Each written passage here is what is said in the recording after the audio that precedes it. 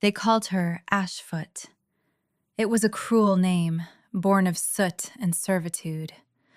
Alara knelt on the frozen flagstones of the great hall, the icy water in her bucket stinging the raw cracks in her hands. Each circular scrub of her rag was an act of erasure, an attempt to disappear into the gray stone itself. She was an omega, the lowest of the low, a ghost haunting the edges of the Blackwood pack. The cold was a constant companion. It seeped through the threadbare wool of her tunic, settled deep in her bones, and made her breath plume in the vast, empty hall. Hunger was another, a dull, persistent ache in her belly that she had long ago learned to ignore. These were the simple truths of her existence: cold, hunger, and the crushing weight of being utterly worthless. She was an orphan, her parents lost to a rogue attack years ago, leaving her with no status, no protection. Just a space to be filled with chores nobody else wanted. She was invisible until someone needed a target for their frustration. "Still scrubbing, little mouse?" The voice was sharp and laced with malice. Lyra, daughter of the pack beta, beautiful and cruel in equal measure. Alara didn't look up, keeping her eyes fixed on the whorls of dirt on the floor. Looking up was an invitation for more pain. A polished leather boot kicked the wooden bucket. Icy, filthy water sloshed over the stones, soaking the hem of Alara's tunic and splashing onto her bare feet. The shock of the cold was so intense, it was like a burn. "Clumsy thing," Lyra sneered, a sound echoed by the sycophantic giggles of her friends. "Now you have to do it all over again. Perhaps if you weren't so pathetic, the Alpha would have at least glanced at you during the Luna selection." The words were a fresh stab into an old wound. The selection had been 2 nights ago.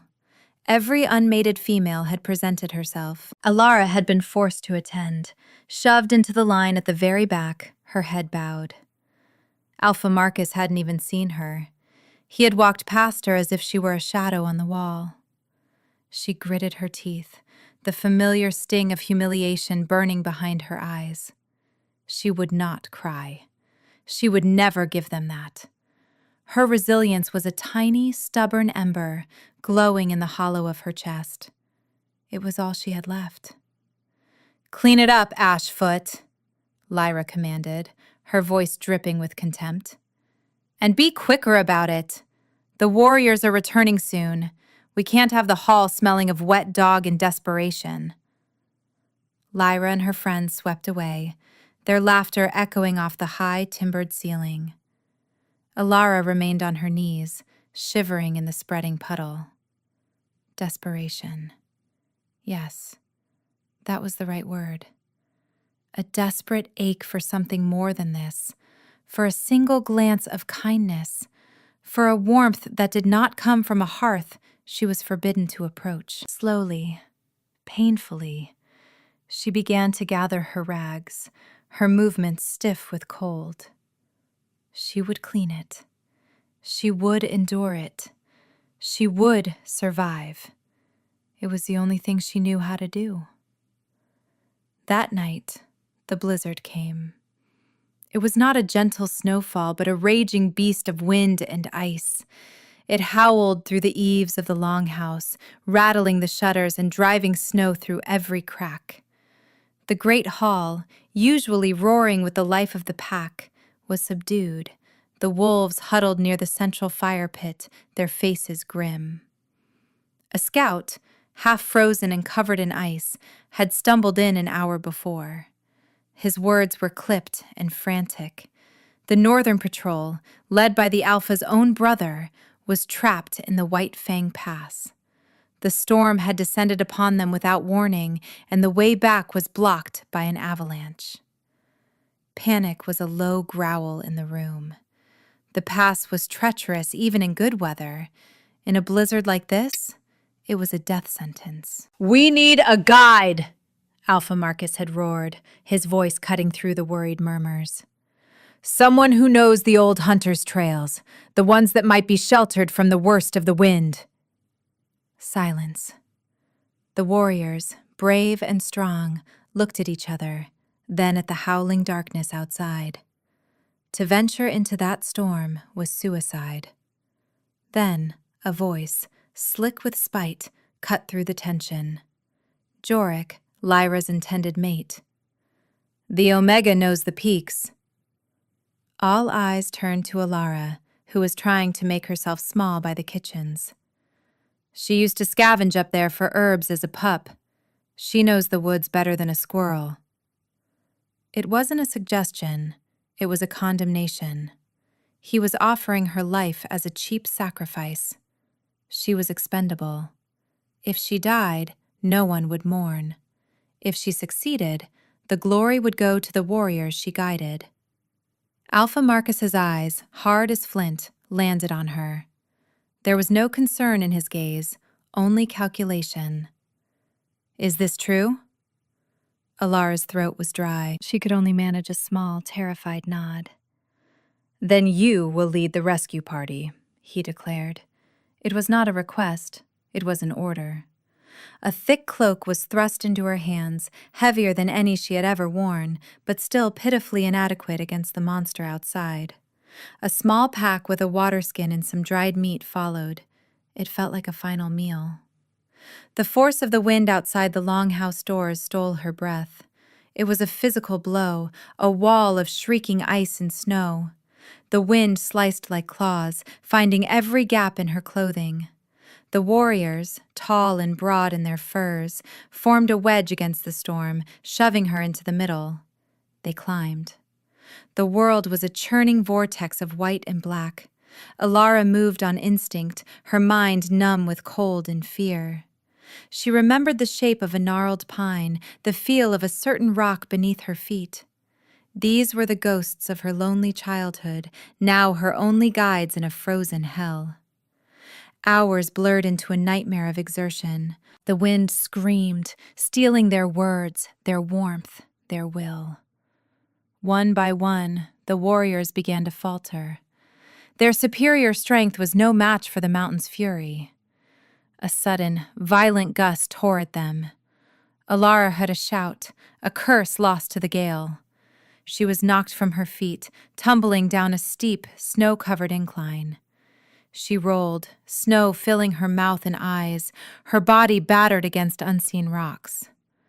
When she finally came to a stop, she was alone. The shouts were gone.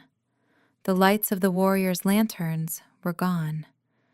There was only the howl of the wind and the suffocating darkness. Panic, cold and sharp, pierced through her numbness. She was going to die here. Alone in the snow, just like her parents. The thought was a hollow, aching certainty. She tried to stand, but her ankle screamed in protest. Pain, white-hot and blinding, shot up her leg. She crawled, dragging her injured leg through the deepening snow. She had to find shelter, any shelter. Her fingers were numb, her face a mask of ice. The tiny ember of resilience in her chest was flickering, threatening to be extinguished by the overwhelming cold. Her searching hand found not rock, but empty space. A gap. A small opening at the base of a cliff face, almost completely hidden by a snowdrift. Hope, a desperate, foolish thing, surged through her. With the last of her strength, she pulled herself through the opening, tumbling into the absolute blackness within. The cave was blessedly still. The roar of the blizzard was instantly muffled to a distant moan. But the cold was different here. It was a deep, ancient cold that emanated from the stone itself. Shivering violently, Alara fumbled in her pack. Her fingers were clumsy logs, but she managed to find her flint and steel. A spark. Another. On the third try, a tiny flame caught on a piece of dried lint she kept for this purpose. She cupped it, nurturing it, and held it to the small bundle of kindling she carried. A fragile light bloomed, pushing back the oppressive darkness, and she saw him. He was enormous. A wolf, larger than any she had ever seen, lay on the far side of the small cavern. His fur was the color of midnight, matted with snow and something dark that steamed faintly in the cold.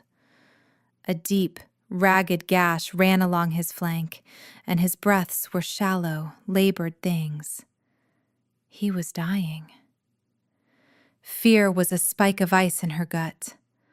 A lone wolf of this size could only be a rogue, and a wounded one was the most dangerous of all.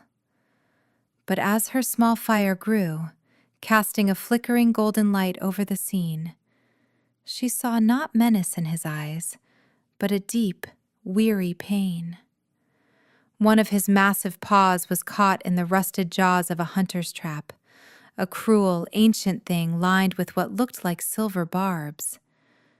Her fear was warring with a strange, powerful surge of empathy. She knew this kind of pain.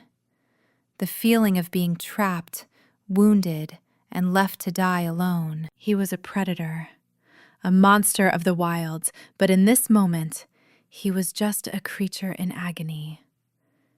She hesitated for only a second. Leaving him was the smart thing to do, the safe thing.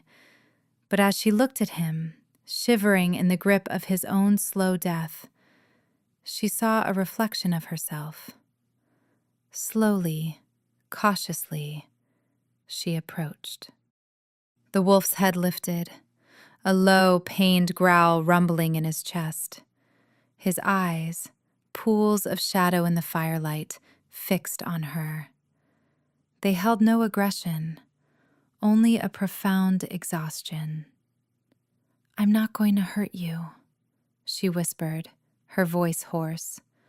The words were absurd. A mouse promising a lion it meant no harm. She knelt beside him, her heart hammering against her ribs. She set down her pack and pulled out her last piece of dried meat. She held it out on her palm. He watched her, unmoving. She nudged it closer to his nose. He ignored it, his focus on the wound, on the trap. The trap was the first priority. It was old and crude. She could see how the silver spikes were digging into his flesh, likely poisoning him. She had to get it off. Using a flat rock from the cave floor, she began to work at the release mechanism, her numb fingers fumbling with the rusted metal. It took all of her strength, her body screaming with the effort.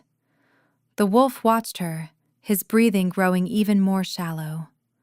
Finally, with a loud crack, the jaws of the trap sprang open.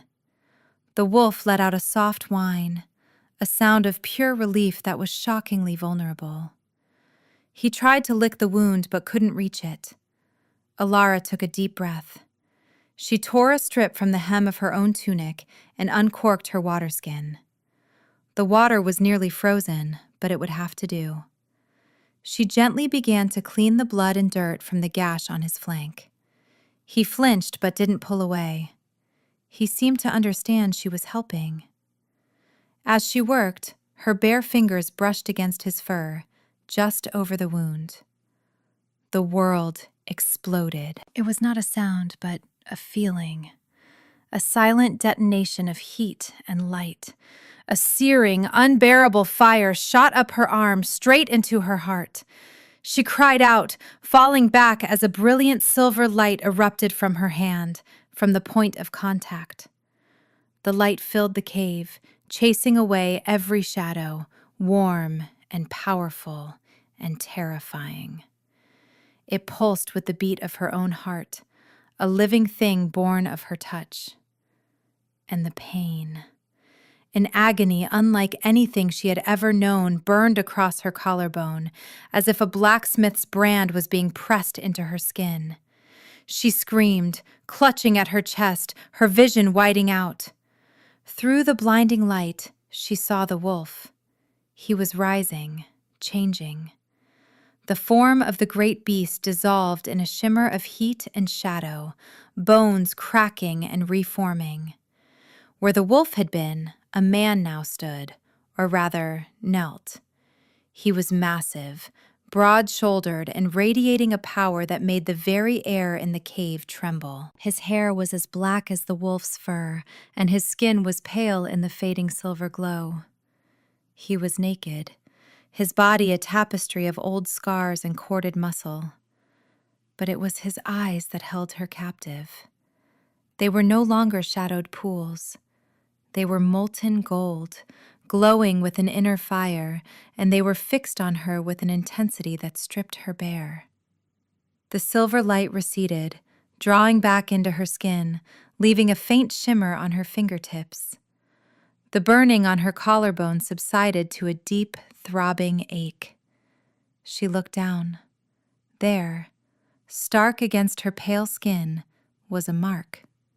An intricate, swirling pattern of a silver crescent moon cradling a single brilliant star. It seemed to hum with a life of its own. She looked back at the man, her mind reeling, unable to process what had just happened. What was happening? He pushed himself to his feet, his movements fluid and predatory despite the wound on his leg, which she could now see was already closing, the flesh knitting itself back together. He took a step toward her.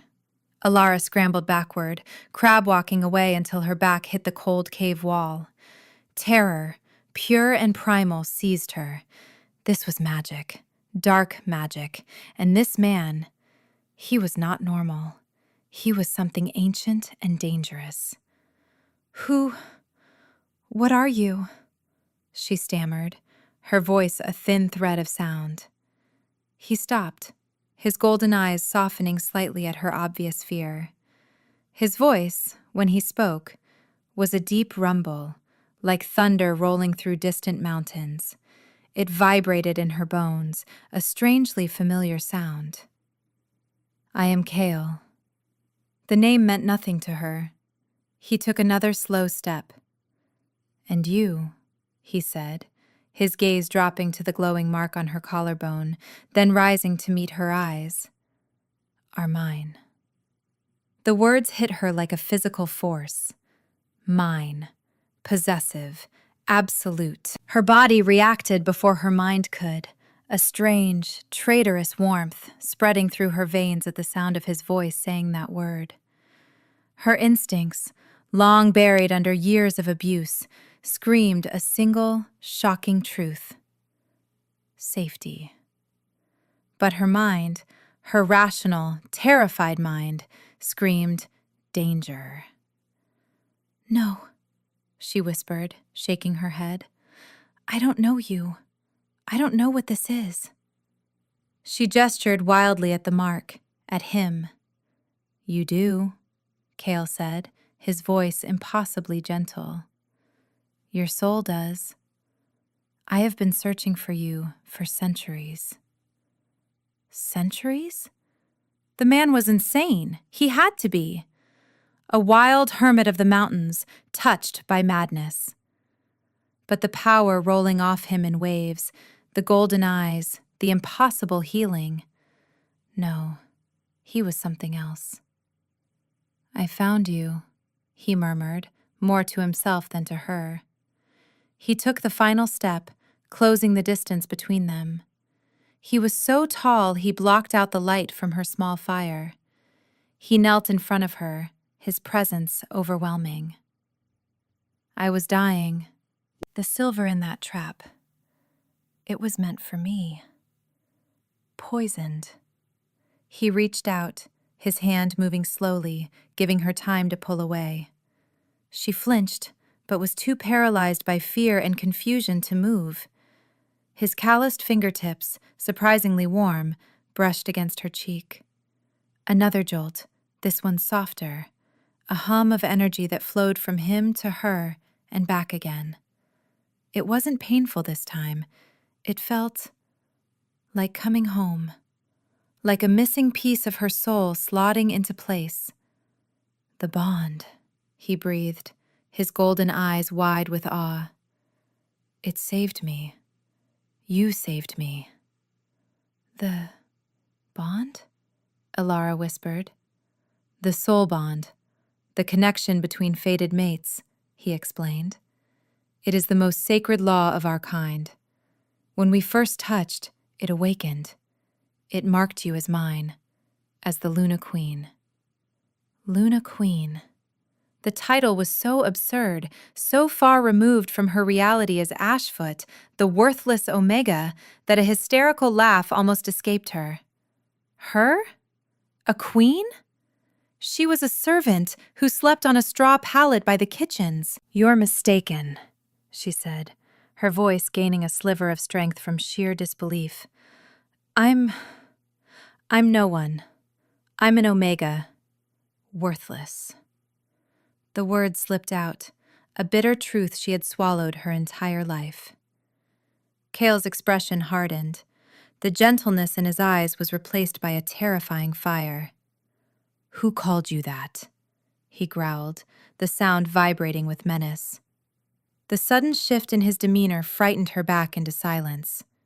He took a deep breath, visibly reining in his anger. "They were wrong," he said, his voice soft again, but with an edge of steel. "You are the other half of my soul, the most precious thing in this world." He gently took her hand, his large palm engulfing her small, chapped one. He brought it to his lips and pressed a soft kiss to her knuckles. The gesture was so tender, so reverent, it shattered a wall inside her she didn't even know she had built. A single hot tear escaped and traced a path through the grime on her cheek. Before he could say more, a shout echoed from outside the cave. "Alara, are you in there?"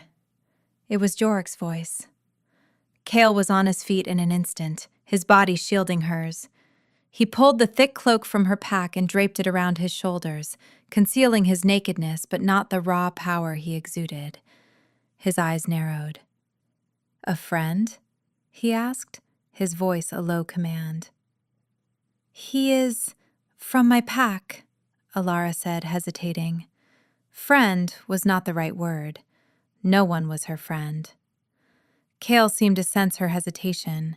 He reached into her pack and pulled out the simple scarf she used to shield her face from the wind. He gently wrapped it around her neck, his fingers deliberately covering the glowing mark. "Do not show this to anyone," he commanded softly. "Not until I say it is safe. There are those who would harm you to get to me."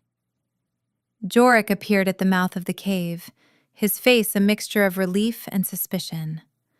His eyes widened as he saw the towering figure of Kale standing beside Alara. "By the ancestors," Jorik breathed.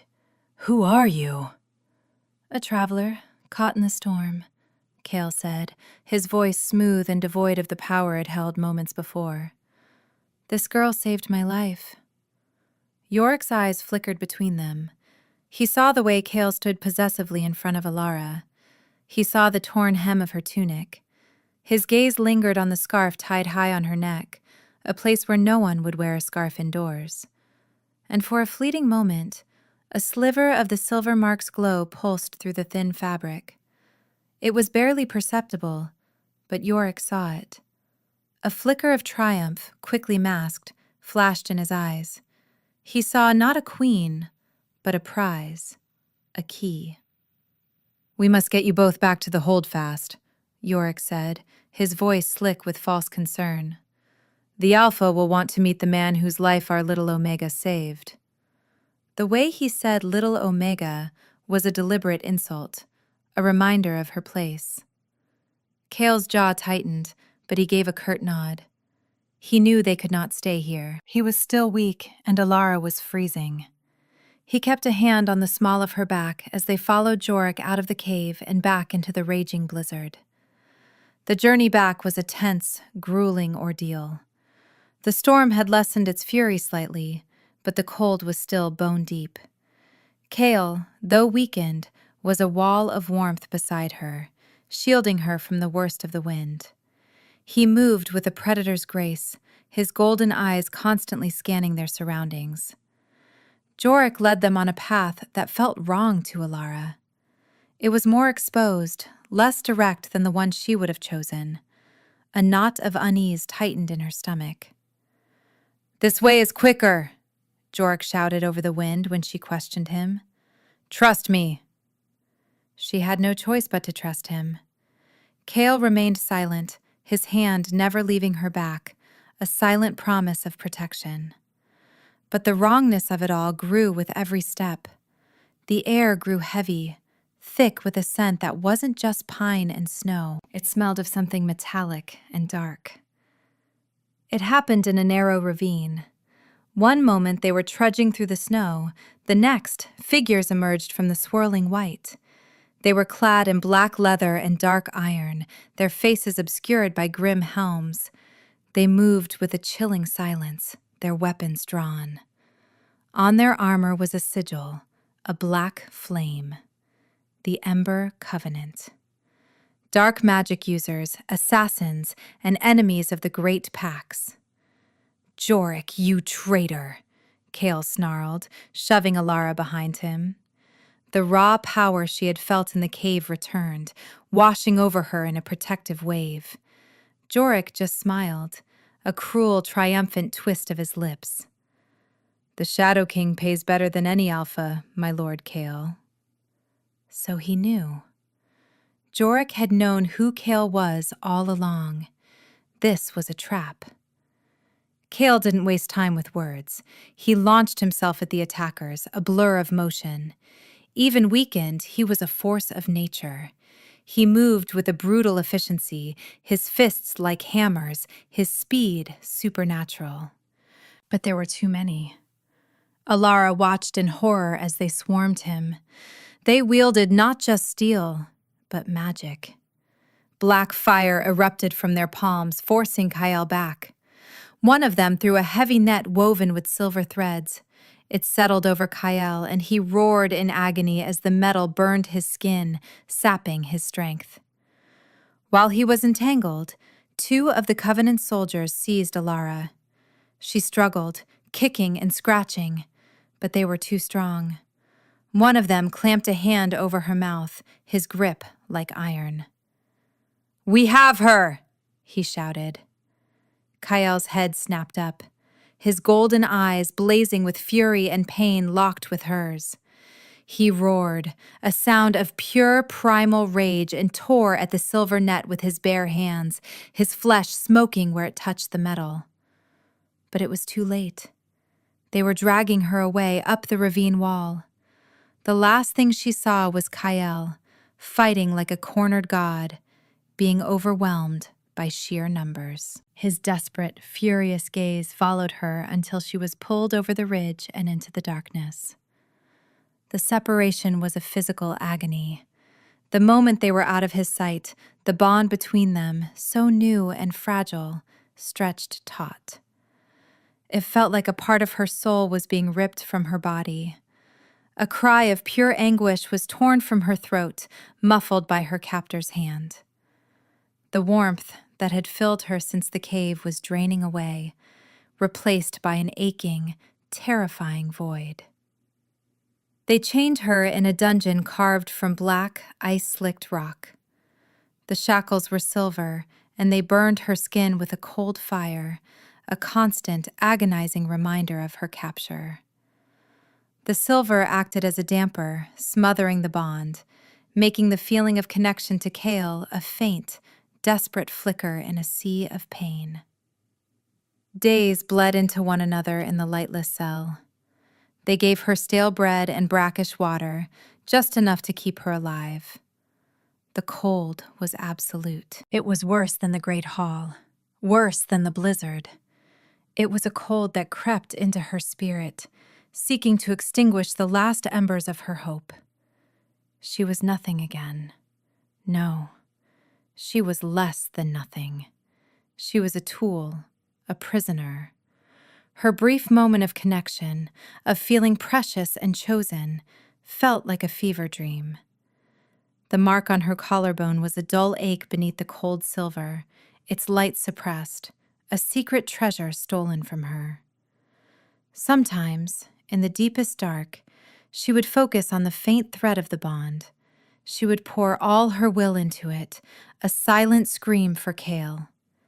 She felt his pain as a distant echo of her own, his rage a low thunder on the horizon of her consciousness. He was alive. That was her only solace. One day, the door to her cell creaked open.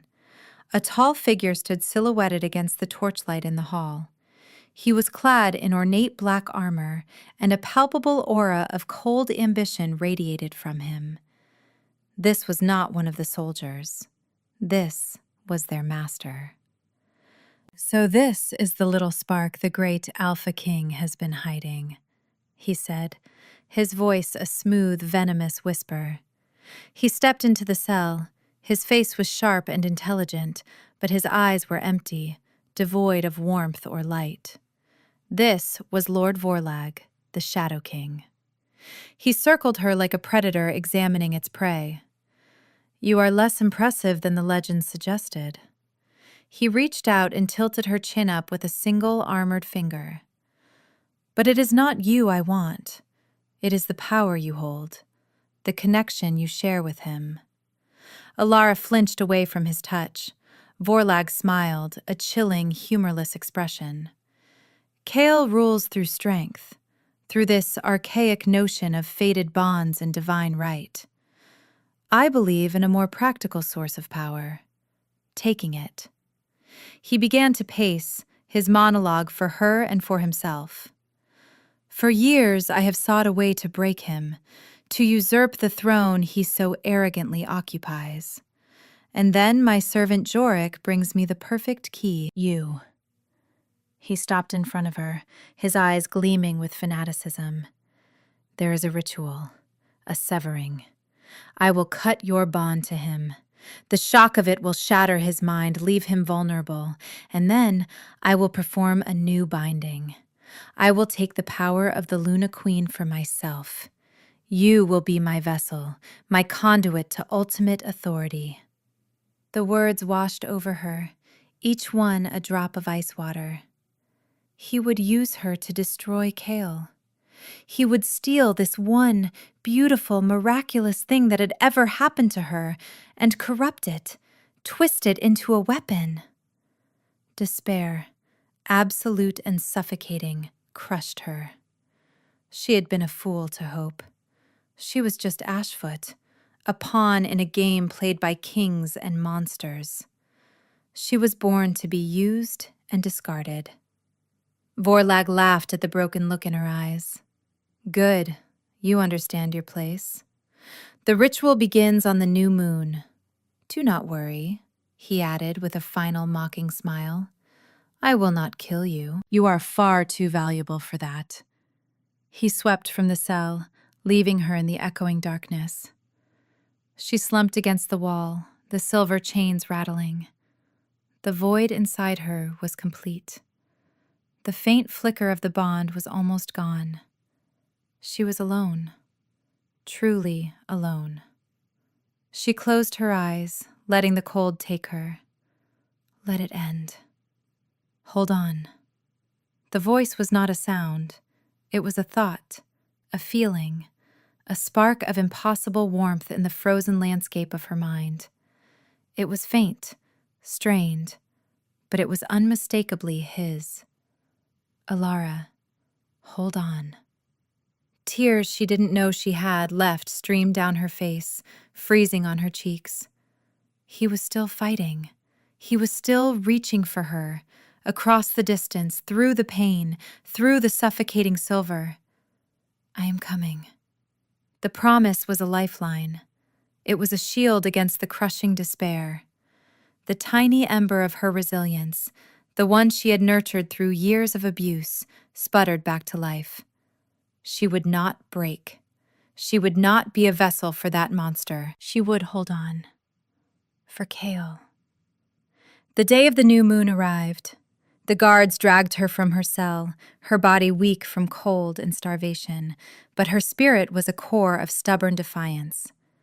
They took her to a vast circular chamber. The air was thick with the smell of burning herbs and ozone. In the center of the floor was a complex array of runes, all converging on a stone altar. Lord Vorlag stood waiting, dressed in ritual robes. He smiled when he saw her. "The bride arrives." They forced her onto the cold stone altar, chaining her silver-bound wrists and ankles to iron rings. She lay there, exposed and vulnerable, staring up at the vaulted ceiling high above, where a sliver of the night sky was visible. There were no stars. Vorlag began to chant in a harsh, guttural language. The runes on the floor began to glow with a sickly green light. A suffocating pressure built in the room, and the bond, the precious, fragile thread to Kale, began to fray. She could feel it tearing, and the pain was a soul-deep agony that made her scream. "Yes!" Vorlag hissed, his eyes wild. "Feel it sever. Feel your precious king's mind unravel." The pain was blinding. The connection thinned to a single gossamer thread. She could feel Kale's agony as if it were her own. He was feeling this too. This was going to kill him, or break him, and it was her fault. No, the thought was her own, fierce, defiant. "I will not let you." As Vorlag raised a black obsidian dagger, its tip glowing with malevolent energy, ready to make the final cut, the outer wall of the chamber exploded inward. Stone and debris showered the room as a tide of silver and gold-clad warriors stormed in. At their head was a figure of pure, unrestrained fury. Kale. His golden eyes were blazing infernos, fixed on the side of her chained to the altar. He was no longer a man. He was a natural disaster. He let out a roar that shook the very foundations of the fortress, a sound of rage and loss and a promise of bloody retribution. The battle was immediate and brutal. Kale's royal guard crashed into the Ember Covenant, and the chamber became a maelstrom of steel and magic. But Kale had eyes only for one target. He moved through the battle like a phantom, a whirlwind of destruction aimed directly at the altar. Vorlag, his ritual interrupted, snarled in frustration. "You are too late, old wolf. The bond is all but broken." He met Kale's charge, wielding his dark magic. Black fire and golden light clashed between them, the very air crackling with the force of their power. Alara could only watch, helpless, as the two kings fought over her fate. Kale was magnificent. He fought with the fury of a wounded god, his every blow filled with the pain of their forced separation. But Vorlag was powerful in his own dark way, and Kale was still suffering from the backlash of the severing ritual. Vorlag found an opening. He feinted with a blast of fire, and as Kale deflected it, he thrust his hand forward, a shard of pure shadow magic striking Kale in the chest. The Alpha King staggered back, a cry of pain torn from his lips. He fell to one knee, clutching his chest, the golden light in his eyes dimming. He was hurt, badly hurt. Seeing him fall, seeing his light falter because of her, something inside Alara broke. It was not a gentle crack, but a cataclysmic shattering. All the years of being called worthless, all the pain, the cold, the hunger, all the humiliation and loneliness, all the terror of her capture and the agony of the bond being torn.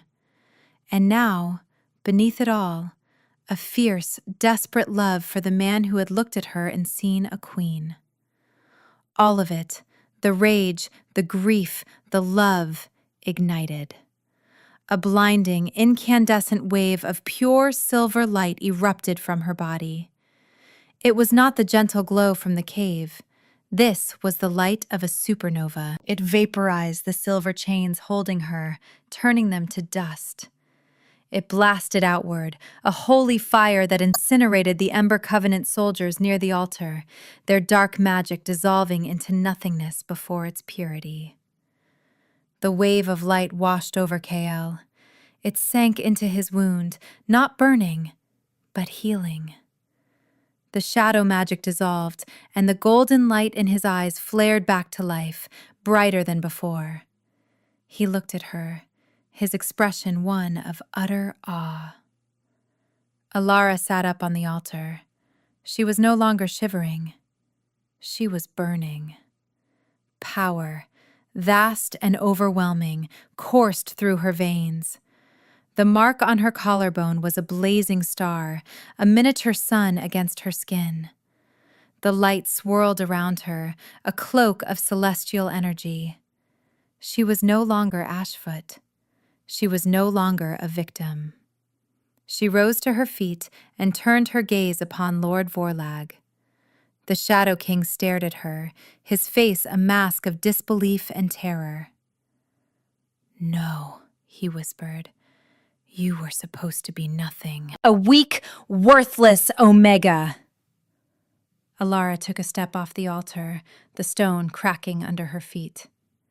Her voice, when she spoke, was not her own. It was calm, resonant, and held the power of moons and tides. "I was never nothing." She raised her hand. Chains of pure, solidified light shot from her fingertips. They wrapped around Vorlag, binding him, hissing against his dark magic and extinguishing it like water on a flame. He struggled, but he was held fast, a fly caught in a web of starlight. Kale was on his feet now, his body fully healed, his power restored. He walked to stand beside her, his presence a solid, reassuring anchor in the storm of her newfound power. He looked at the bound and helpless Vorlag.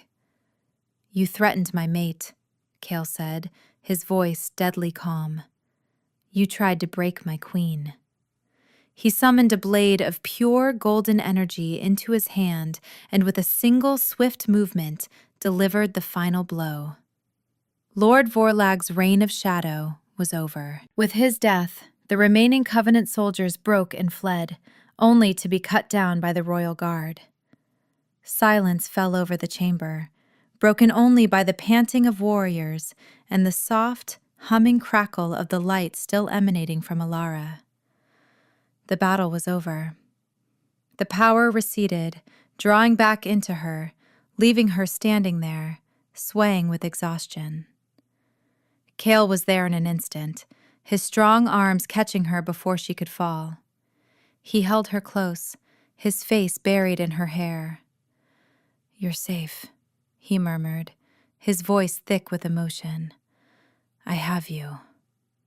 She leaned against him, her body trembling with the aftermath of the power. She was safe. For the first time in her life, she truly felt it. She looked up at him, at his golden eyes, now filled with a love so profound it stole her breath. He gently reached out and pushed the scarf, which had been half torn in the explosion of light, away from her neck. He traced the edge of the blazing silver mark on her collarbone with a reverent finger. "My queen," he breathed, his voice filled with wonder and pride. This time, she did not deny it. She did not feel the hysterical urge to laugh. It felt right. It felt like her true name. She raised a trembling hand, not to his face, but to his chest, placing her palm directly over his heart. She felt the steady, powerful beat beneath her hand. She closed her eyes and focused, not on the brilliant, explosive power she had just unleashed, but on the warm, gentle light she had first discovered in the cave. A soft silver glow emanated from her hand, sinking into his chest. It was not a wave of healing, but a deliberate act of claiming. An answer. A promise. She was not just his, he was hers. Kale gasped, a sharp intake of breath. The bond between them, strained and nearly broken, flared to life, 1,000 times stronger than before. It was a bridge of light and soul, reforged in fire and magic. As her light poured into him, a new mark bloomed over his heart, glowing with a golden radiance that shone through his tunic. It was the image of a blazing sun, the moon and the sun, the queen and the king, two halves of a whole. The bond was complete, perfect, unbreakable. He lowered his head and kissed her. It was not a kiss of frantic relief, but one of deep, soul-shaking certainty. It was a seal on their bond, a vow made without words. In his kiss, she tasted forever. She tasted home. They returned to his capital, the heart of the wolf kingdoms, not in shame, but in triumph. The news of their victory and of the Luna Queen who had turned the tide had spread like wildfire. As they entered the great citadel, thousands were gathered in the central square. Alphas from every pack, warriors, families, all waiting. The remnants of the Blackwood pack were there, summoned by Kale's decree. Alara saw them in the crowd. Alpha Marcus, his face pale with shock. Lyra and Jorik's family, their expressions a mixture of disbelief and terror. They stared at her as if she were an apparition. Kale led her to the great balcony overlooking the square. He stood beside her, a united front. The crowd fell silent, their eyes on her. For a lifetime, she had hidden from stares, bowed her head to avoid notice. Now, she stood tall, Kale's hand holding hers, a warm, solid anchor. Today, we celebrate a great victory over the darkness of the Ember Covenant. Kale's voice boomed across the square, amplified by his power. But this victory was not won by my hand alone. It was secured by the light of the one who stands beside me, the one I have searched for across lifetimes. He turned to her, and with a deliberate, symbolic gesture, he gently untied the tattered scarf from her neck, letting it fall away. The mark on her collarbone blazed with a soft silver light in the twilight, a celestial jewel for all to see. A collective gasp rippled through the crowd. I present to you, Alara, my fated mate, Kale declared, his voice ringing with pride and love. Your Luna Queen. He raised their joined hands. For a moment there was stunned silence. Then, one by one, then in a great wave, the thousands gathered in the square dropped to one knee. Alphas, warriors, elders, all of them bowed. They bowed to her. To the Omega they would have trampled underfoot. To the girl they had called Ashfoot. Tears welled in Alara's eyes, but these were not tears of pain or humiliation. They were tears of overwhelming, cathartic release. She looked out at the sea of bowing heads, and then she looked at Kale. He was not looking at the crowd. He was looking at her, his golden eyes reflecting her own silver light. In his gaze, she saw her worth. She saw her strength. She saw her home. He leaned in, his lips brushing her ear.